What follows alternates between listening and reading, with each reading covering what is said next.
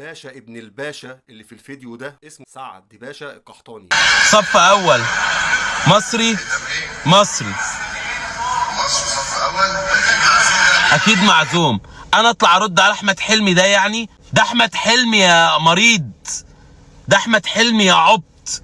هو راجل سعودي وامه مصريه، للي ما يعرفش. طالع بيقول ان احمد حلمي المفروض ان احنا ما كناش نعلق على الفيديو بتاعه، بيشتم في جمهوره علشان بيعلقوا على ان احمد حلمي بيستهزأ بواحد مصري قاعد في الصف الاول بيتفرج على عرض المسرحيه بتاعته في السعوديه. اولا يا استاذ سعد، انت في فيديوهات كتير قوي ليك انت بتقول ان انت سعودي مش مصري. والدتك مصريه بس انت في الاصل سعودي وبتفتخر بان انت سعودي. اي نعم بتتكلم مصري بس انت بتفتخر دايما في كل فيديوهاتك بان انت سعودي.